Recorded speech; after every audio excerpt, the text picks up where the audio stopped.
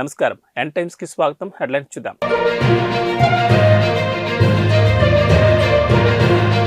Rakul Jackie Bhagnani పెళ్లి card చూసారా?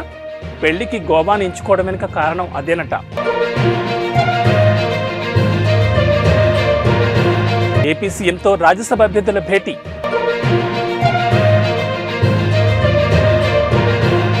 నిరుద్యోగులకు తెలంగాణ సర్కార్ గుడ్ న్యూస్.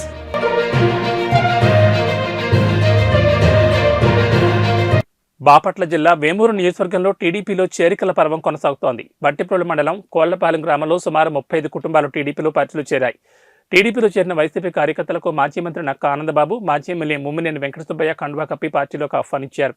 ఈ సందర్భంగా మాజీ మంత్రి నక్కా ఆనందబాబు మాట్లాడుతూ రాష్ట్ర మరియు వేమూరు నియోజకవర్గ అభివృద్ధిని కాంక్షించే ప్రతి ఒక్కరూ టీడీపీతో కలిసి పనిచేయాలని పిలుపునిచ్చారు.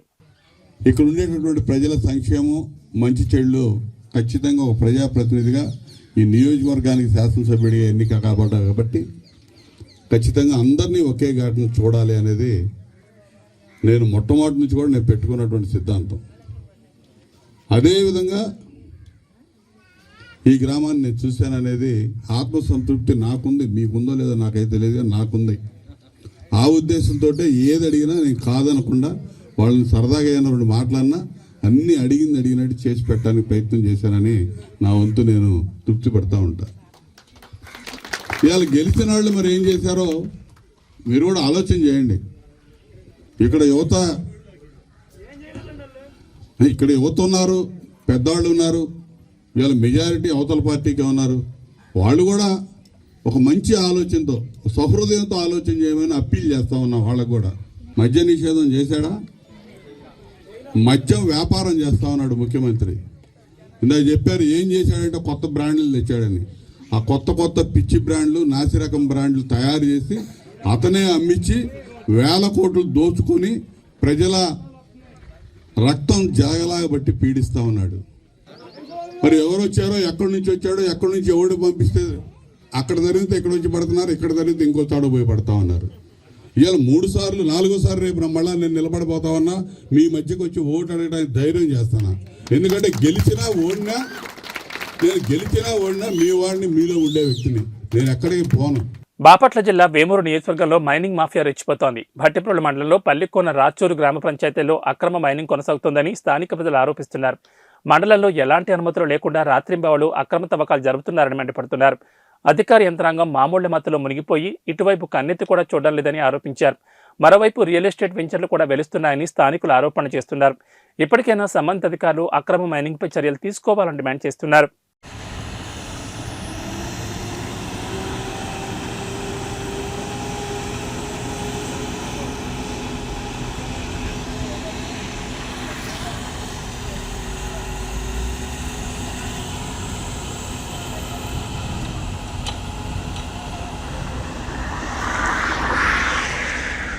గుంటూరు జిల్లా మంగళగిరిలోని 29వ వార్డులో ముస్లిం మైనార్టీల ఆత్మీయ సమ్మేళన కార్యక్రమం జరిగింది.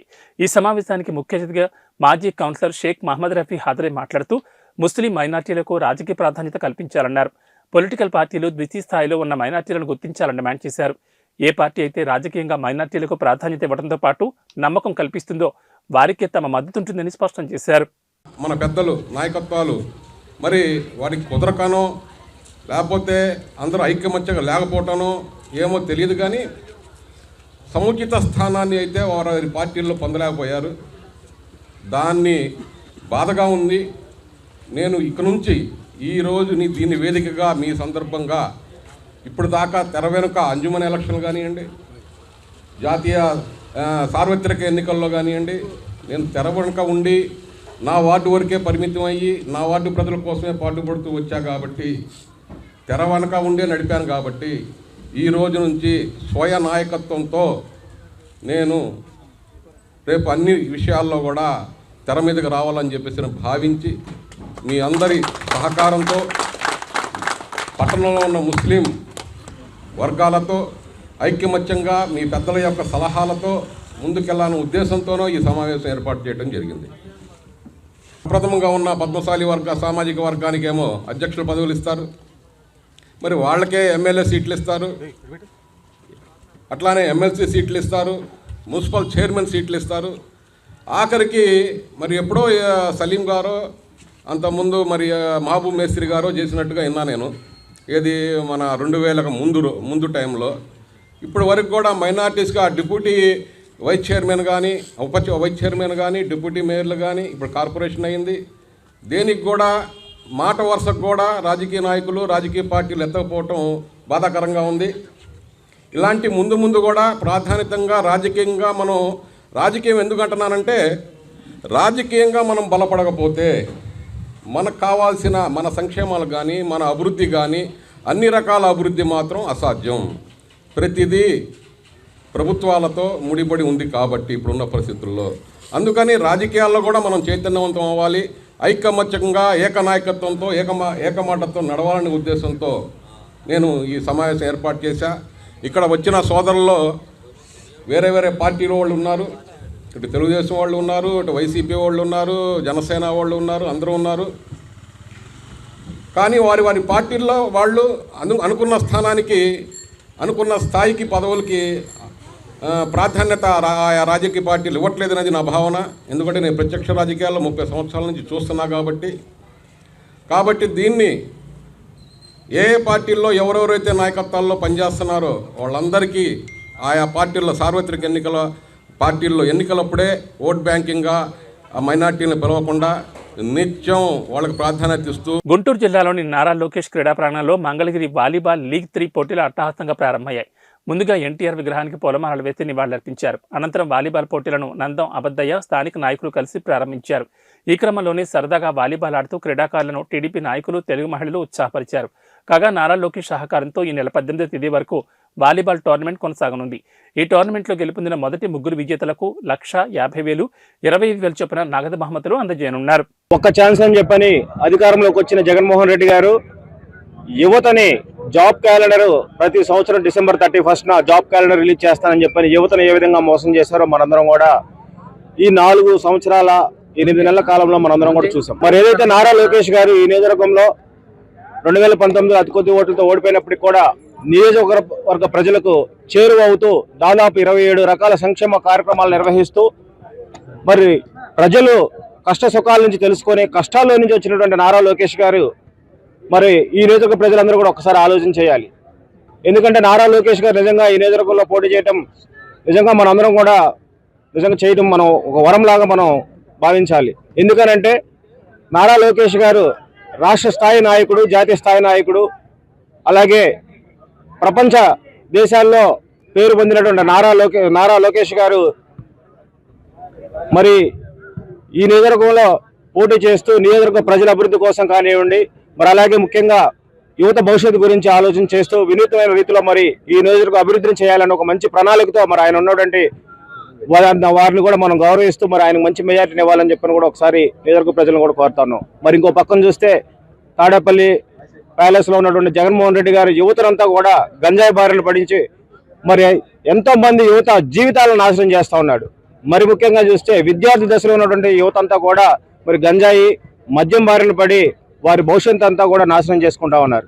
మరి వీటన్నింటినీ కూడా చెల్లించినటువంటి నారా లోకేష్ గారు మరి యువత అందరినీ కూడా మంచి మార్గంలో పెట్టాలని చెప్పని క్రికెట్ టోర్నమెంట్లు కానివ్వండి, వాలీబాల్ లాంటి టోర్నమెంట్స్ అన్ని కూడా నిర్వహిస్తూ యువత అందరూ కూడా మానసిక ఉల్లాసంగా పెంపొందడం కానీ, అలాగే క్రీడల్లో ఉంటే శారీరక దృఢత్వం కానివ్వండి, మరి అట్లాగే క్రీడల్లో నైపుణ్యం పొందినటువంటి యువత అందరూ కూడా రాష్ట్ర స్థాయి, జాతీయ స్థాయిలో కూడా మరి వాళ్ళకి మంచి భవిష్యత్తుని ఇవ్వాలని చెప్పని ఇప్పటి నుంచే మరి వారికి మంచి శిక్షణలు ఇస్తూ మరి అలాగే క్రీడల్లో ముందొచ్చినటువంటి వారందరూ కూడా భవిష్యత్తులో మంచి ఉద్యోగ అవకాశాలు కూడా ఏర్పడతాయి. కాబట్టి యువతనంతా కూడా ఈ విధంగా ప్రోత్సహిస్తున్న నారా లోకేష్ గారికి మనందరం కూడా అండగా ఉండాలని. పల్నాడు జిల్లా మాచర్ల నియోజకవర్గంలో క్రైస్తవ సంఘం ధర్నాకు దిగింది. ఈ నెల 2వ తేదీన రెంటచింతల్లోని చర్చిలో ప్రత్యేక ప్రార్థనలు జరుగుతున్న సమయంలో కొందరు వైసీపీ అభిమానులు పార్టీ జెండాలతో చర్చిలోకి ప్రవేశించారని బాధిత క్రైస్తవ సంఘం ఆరోపిస్తోంది.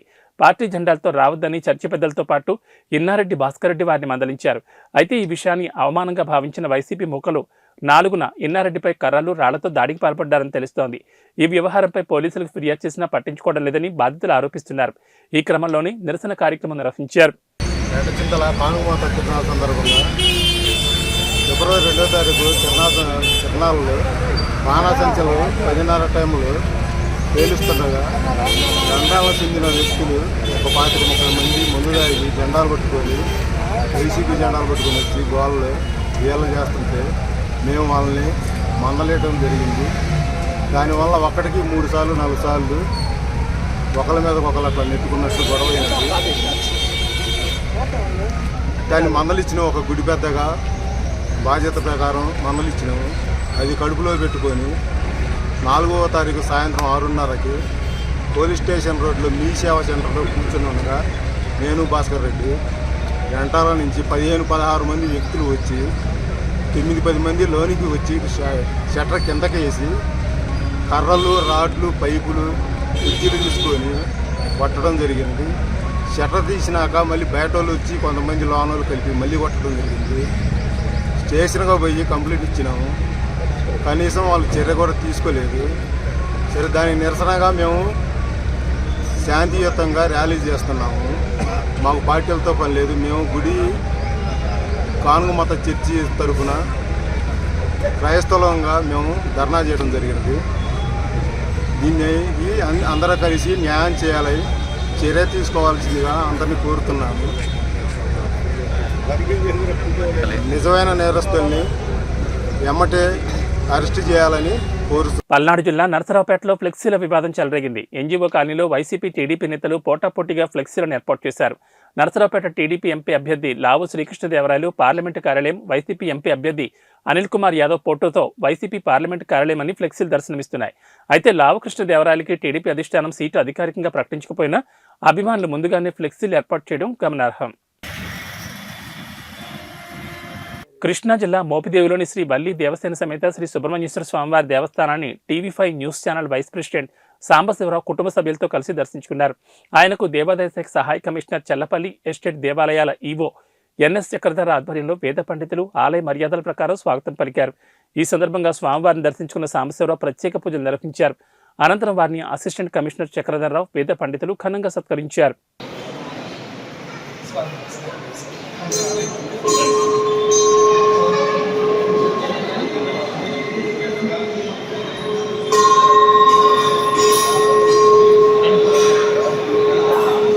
ఈరోజు డాక్టర్ నీలకంఠాపురం రఘువీరారెడ్డి 67వ జన్మదినం సందర్భంగా ఆయన ఇంటి ఇలవేలపైన శ్రీమద్ ఖాద్రి లక్ష్మీనరసింహస్వామి వారికి రఘువీర గారి పేరు మీద అభిషేకం, అర్చన చేయించడం జరిగింది.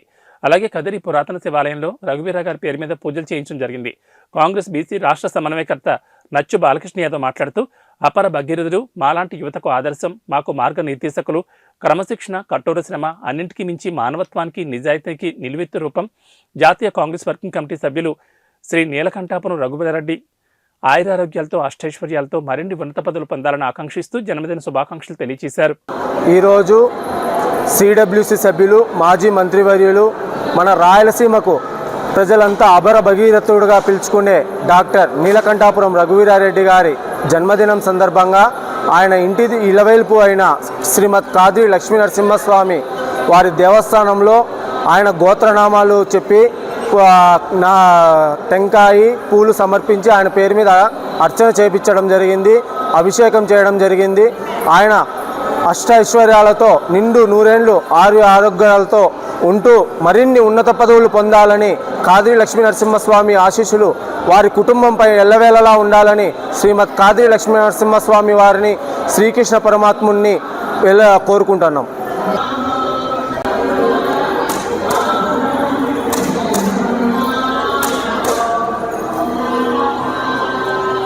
పల్నాడు జిల్లా నరసరావుపేట మండలం పెద్దిరెడ్డిపాలెం గ్రామంలో పలు అభివృద్ధి కార్యక్రమాల్లో పాల్గొన్నారు నరసరావుపేట ఎమ్మెల్యే గోపిరెడ్డి శ్రీనివాసరెడ్డి. గ్రామంలోని ఎస్టీ కాలనీలో 30 లక్షల రూపాయల వ్యయంతో నిర్మించిన ఎస్టీ కమ్యూనిటీ హాల్ను ప్రారంభించారు డాక్టర్ గోపిరెడ్డి శ్రీనివాసరెడ్డి.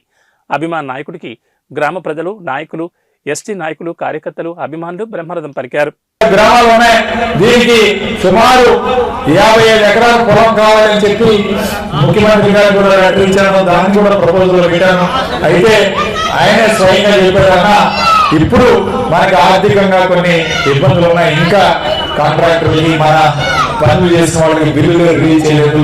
అవన్నీ కూడా ఇప్పుడు మనం రిలీజ్ చేసే కార్యక్రమం చేద్దాం. ఖచ్చితంగా రానున్న ఒక ఎలక్షన్ ఇదైపోయిన తర్వాత తప్పకుండా మీకు ఆ కోరిక కూడా నెరవేర్చే కార్యక్రమం చేస్తాం. అయినా సరే ఒకటే చెప్తున్నా, ఈ గ్రామంలో ఇప్పటి వరకు సంక్షేమ పథకాలు ప్రతి కుటుంబానికి అంతేకమ్మా లేదా అందరికీ పథకాలు వచ్చాయా లేదా? ఈరోజు వాలంటీర్లు మీ యొక్క సామాజిక వర్గంలో వాలంటీర్లు పెట్టి వాళ్ళ చేత ప్రతి ఇంటికి పథకాలు అందజేసే కార్యక్రమం చేశారు. ఒకటి గుర్తుపెట్టుకోండి, జగన్మోహన్ రెడ్డి గారు లాగా ఎవరు కూడా మీకు ప్రభుత్వం నుంచి ఇన్ని పథకాలు ఇచ్చిన ముఖ్యమంత్రి ఎవరు కూడా లేరు గతంలో. ఒకసారి గుర్తుపెట్టుకోండి. ఇంటింటికి చేసే కార్యక్రమం చేశారు.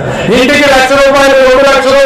ఇవాళ ప్రభుత్వ పథకాలు చూస్తే అమ్మఒడి కానీ, చేయూత కానీ, ఆసరా కానీ, చేయూత 45 సంవత్సరాలు దాటిన వాళ్ళకి ₹18,750 ఇస్తున్నారు. మహిళలకి ఇవాళ ఇంత పెద్ద ఎత్తున ఈరోజు ఒక నాయకుడు ప్రమేయం లేకుండా, ఒక గ్రామంలో ఒక నాయకుడు ఆధీనం లేకుండా, సహకారం లేకుండా వాలంటీర్ వ్యవస్థ పెట్టి ఇవాళ మరి మేలు చేసే కార్యక్రమం చేస్తారు ముఖ్యమంత్రి గారు. గుర్తుపెట్టుకోండి. వాలంటీర్ సేవలు ఎలా ఉన్నాయమ్మా? వాలంటీర్ మీకు కావాలా లేదా? కావాల్సిన వాళ్ళు కూర్చొని పైకెత్తండి ఒకసారి. వాలంటీర్ కావాల్సిన వాలంటీర్లు కరోనా కష్టకాలంలో తమ ప్రాణాలను కూడా పక్కన పెట్టి ఇచ్చారా ఒకసారి గుర్తుపెట్టుకోండి. ఇవాళ వాలంటీర్లు తమ కుటుంబంలో చిన్నపిల్లలు ఉన్నా సరే, లేకపోతే ముసలివాళ్ళు ఉన్నా సరే, వాళ్ళని కూడా పక్కన పెట్టి మై కోసం సేవలు చేసిన కార్యక్రమం చేశారు. మరి చర్ల గ్రామం నుంచి మెగా కంపెనీలో పనిచేస్తున్న శ్రీనివాస్ రెడ్డి దీనికోసం ఎంతో సాయం చేశాడు. మెగా కంపెనీ నుంచి ₹20 లక్షలు మనకి సిఎస్ఆర్ ఫండ్స్ కింద ఈ గ్రామానికి మొత్తం కలిపి ₹30 లక్షల వ్యయంతో ఈరోజు ఈ కమ్యూనిటీ నిర్మాణం చేయడం జరిగింది. నిత్యం అబద్ధాలే, ప్రతినిత్యం ఎదుటి వ్యక్తులపై నిందలు వేయడం తప్ప Narasaraopet Telugu Desam party incharge doctor Aravind బాబుకు రాజకీయం తెలియదని నరసరావుపేట ఎమ్మెల్యే డాక్టర్ గోపిరెడ్డి శ్రీనివాసరెడ్డి అన్నారు. ఆదివారం పార్టీ కార్యాలయంలో విలేకరుల సమావేశం నిర్వహించారు. ఈ సందర్భంగా శాసనసభ్యులు డాక్టర్ గోపిరెడ్డి శ్రీనివాసరెడ్డి మాట్లాడుతూ, ప్రతిరోజు ఎమ్మెల్యేని విమర్శిస్తే రాజకీయంగా ఎదగొచ్చనే ఉద్దేశంతో తప్పుడు మాటలు మాట్లాడుతున్నాడని అన్నారు. ఉప్పలపాడు వద్ద గల వెంచర్లో సర్వే నెంబర్లు మార్చి మాట్లాడుతున్నాడని, నిజంగా మిగులు భూమి ఉంటే అరవింద్ బాబుకే రాసిస్తానని శ్రీనివాసరెడ్డి అన్నారు. ఇప్పటికైనా అరవింద్ బాబు తప్పుడు మాటలు మాట్లాడడం మానుకోవాలని హితో పలికారు. సో ఈయన చెప్పిన మిగులు భూమి 14.66 ఎకరాలు, కుమ్మరి వడ్రంగి ఎనాం భూములు 16.47 ఎకరాలు, దాదాపు ఈ రెండే 30 చిల్లర ఉన్నాయి. ఇవి ఎక్కడున్నాయో చూపిస్తే అరవింద్ బాబు గారికి రాసిస్తాను నేను. ఆయన వచ్చి చూపిస్తే ఈ భూమి ఆయనకే రాసిస్తాను, లేదా ఆయన ఎవరికి ఇవ్వమంటే వాళ్ళకి, పేదలకి ఎవరికి ఇవ్వమంటే వాళ్ళకి పంచుతాం. ఇది ఓపెన్ ఛాలెంజ్ చేస్తున్నాను. ప్లస్ నేను పరువు నష్టం దావా వేసాను. వేసాను ఆల్రెడీ. ఇతనికి నోటీసులు ఇచ్చిన తర్వాతనే ఇతను స్పందించాడు. నేను గతంలో ఈయన చేసిన విజయవాడ భూముల గురించి మాట్లాడాడు. ఆ రోజు ముఖం తేటేశాడు. ఆ రోజు ఎక్కడ కూడా మళ్ళీ మేము కౌంటర్ పెట్టిన తర్వాత ఎక్కడా మాట్లాడలేదు. రెండోది కేసనపల్లి దగ్గర ఆరోపణలు చేశాడు, అది మాట్లాడలేదు. ఇప్పుడు ఈ 46 ఎకరాలకు సంబంధించి కూడా మేము మాట్లాడుతున్నాం. ఏమైనా నీకు సాక్ష్యాలు, నువ్వు అసలు వెంచర్ ఎక్కడుందో నీకు సర్వే నెంబర్లో నీకు తప్పిచ్చారు. నువ్వు అసలు దాని గురించి తెలుసుకోవాలి. నువ్వు అసలు ఇది ఎక్కడుందో నీకు ఫస్ట్ ఆఫ్ ఆల్ దాని గురించే తెలియదు. నువ్వు ఎక్కడుందో వెంచరు, ఏ సర్వే నెంబర్లో ఉందో తెలియకుండా నువ్వు ఆరోపణలు చేస్తున్నావే, పిచ్చి పిచ్చి ఆరోపణలు, అసత్య ఆరోపణలు చేస్తున్నావే. నిన్ను అరవింద్ బాబు కాకుండా అరమందరం బాబు అని ఎందుకు పిలవకూడదు? నువ్వు చేసిన ఏ ఆరోపణలైనా నిరూపించావా అరమందరం బాబు? నీకు అసలు ఎక్కడుందో లొకేషన్ తెలియదు, నీ సర్వే నెంబర్లు తెలియదు. నువ్వేదో ఒక మ్యాప్ తీసుకొని దానికి పిచ్చి గీతలు గీసి నువ్వు ఇదే ఉందని చెప్పగలవా?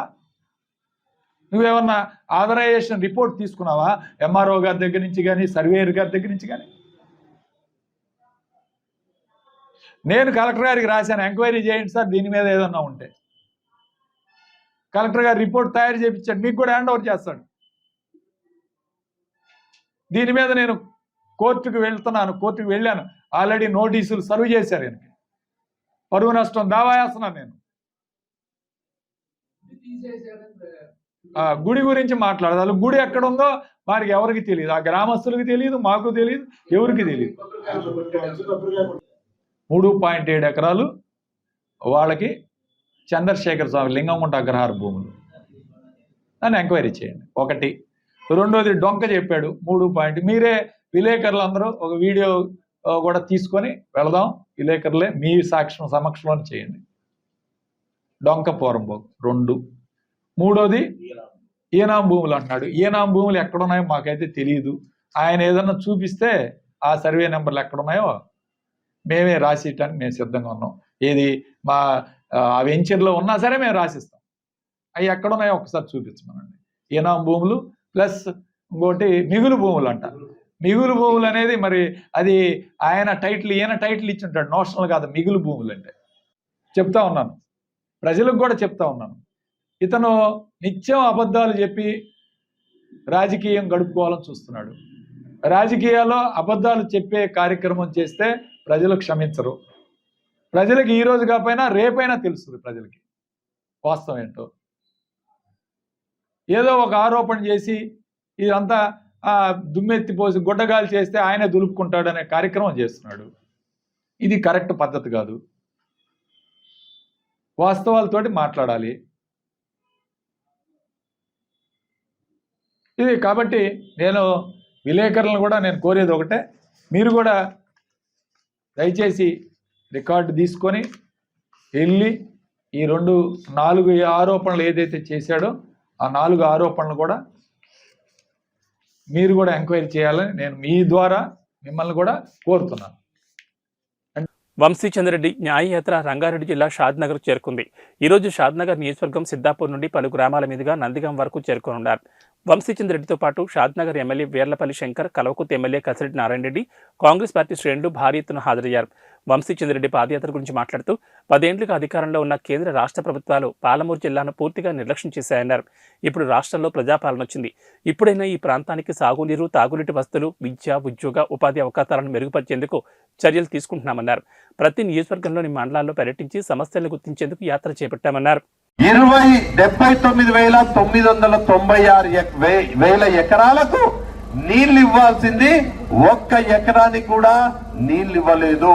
వీర్లపల్లి శంకర్ గారు మనం ప్రతిపక్షంలో ఉన్నప్పుడు అనేక సందర్భాలల్లో లక్ష్మీదేవి పల్లి దగ్గర కూడా పోయి, నాకు ఇంకా గుర్తు, ఆనాడు వర్షాలు పడుతుండే, ఆ ఊరికి పోయాలంటే బురద ఉండి ఊర్లో కూడా పోయే పరిస్థితి లేకపోతే లారీలు మట్టి తెచ్చి మట్టి పోసి ఆడ కార్యక్రమం చేయనీకే కూడా అనువుగా లేకపోతే లక్ష్మీదేవి పల్లి గ్రామానికి పోయి, మేము ఈ గ్రామానికి వచ్చినాము, కేసీఆర్ నువ్వు చేసుకొని కూర్చొని ఈ ప్రాజెక్టు పూర్తి చేస్తున్నావు, లక్ష్మీదేవి పల్లి రిజర్వాయర్ పూర్తి చేస్తున్నావు అని కేసీఆర్ ఎంబడిపడి ప్రభుత్వం మీద ఒత్తిడి చేస్తే కూడా ప్రజల తరపున, ప్రజల ప్రతినిధిగా, ప్రజల గొంతై కేసీఆర్ కి వ్యతిరేకంగా ఆనాడు పోరాటం చేసి మా షాద్నగర్ దాహార్తి తీరాలంటే, షాద్నగర్ భూములుకి నీళ్లు రావాలంటే ఈ లక్ష్మీదేవి పల్లి ప్రాజెక్టు నిండాలి, లక్ష్మీదేవి పల్లి ప్రాజెక్టు పనులు ప్రారంభించాలని ఆనాడు శంకర్ గారి ఆధ్వర్యంలో మీరందరూ కూడా ఎంత ఉద్యమం చేసినా ఆ ప్రభుత్వానికి దున్నపోతు మీద నీళ్లు వర్షం పడ్డట్టే ఉండే. గాని కలిసి మన ముఖ్యమంత్రి అయినటువంటి రేవంత్ రెడ్డి గారి దగ్గరికి వెళ్ళి ఈ షాద్నగర్ నియోజకవర్గంలో ఉన్నటువంటి అన్ని సమస్యలు, సాగునీటి సమస్య, రోడ్ల సమస్య, అట్లనే విద్య, ఆరోగ్యానికి సంబంధించినటువంటి మెరుగైన వసతులు కల్పించడానికి మేము కృషి చేస్తామని ఈ సందర్భంగా తెలియ బీజేపీలో పోటీ చేస్తామని ప్రవర్గాలు వాళ్ళు పలుకుతా ఉన్నారు. ఆ రోజు క్లిష్ట పరిస్థితి, వంశీచంద్రెడ్డి గారు నీతిమంతుడు, నిజాయితీపరుడు, నమ్ముకున్న సిద్ధాంతాన్ని, కాంగ్రెస్ సిద్ధాంతాన్ని నమ్ముకున్న వ్యక్తి, ఎవరు అవునన్నా కాదన్నా. కాబట్టి ఇవాళ యువ నాయకుడు, మనకు పని మంచుడు. మీ అందరూ తెలుసు, గతంలో ఎన్నికలు వేస్తే ఆ ఎంపీ ఒక ఊరు కాదు కదా, మండలానికి వచ్చిన దాఖలాలు లేవు ఇలా ఆ రోజుల్లో పరిస్థితి. కాబట్టి ప్రకాశం జిల్లా త్రిపురాంతకం మండలానికి చెందిన స్థానిక సాహితీవేత్త గొట్టిముక్కల నాథరయ్యకు సోమవారం ఏలూరు జిల్లా కొయ్యలగూడెంలోని స్థానిక ప్రకాశం డిగ్రీ కాలేజీలో జాతీయ తెలుగు సాహిత్య సదస్సు మరియు 129వ కవి సమ్మేళనం శ్రీశ్రీ కళావేదిక అంతర్జాతీయ చైర్మన్ డాక్టర్ కత్తిమండ ప్రతాప్ సారథ్యంలో డాక్టర్ పారదసారథి ఆధ్వర్యంలో ఘనంగా నిర్వహించారు.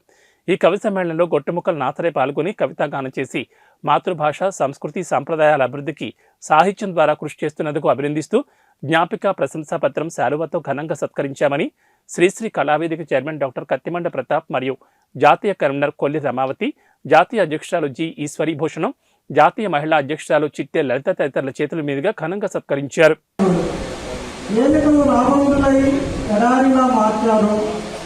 కళ్ళల్లో చెమ్మ కోల్పోయిన రైతులు, సంక్షేమ పథకాలపై 10 నోట్ల సంతకాలు, అహం అనే సింహం తిరుగుతుంది వనమంతా అధికార ముద్రను పోషించుకుంటూ. పరిపాలించే యంత్రాంగం పరమాత్మ ఏమిటో మాయ మాటల ప్రేమికుల తత్వం కనిపించేది. పెదవుల మాట కడుపు చేరటం లేదు, మట్టి చేతుల పరిహారం ఎక్కడ. పెదవులపై చిరునవ్వులన్నీ భ్రమలేనా, అర్ధాకలి కడుపులో ఆవేదన మిగిలింది. అందరూ పేద ప్రజలను ప్రేమించే నాయకులే. పేదరికాన్ని పెద్దరికంతో రూపం వేస్తూ సవతి ప్రేమలో మోహపు ఛాయలు చూపిస్తూ భగ్న ప్రేమికుల నటనలో ఆరితేరిపోయారు. ఒకడు కాదంటే మరొకడు ఉద్ధరిస్తానంటూ ఓట్ల కోసం వేరసారాలు సాగిస్తూ పదే పదే మోసపోయింది ప్రజలు మాత్రమే. చివరకు తెలుస్తుంది తప్పంతా మనదేనా. అందరికీ ధన్యవాదాలు. ఏబీ బులెటిన్ విశేషాలు. నమస్కారం.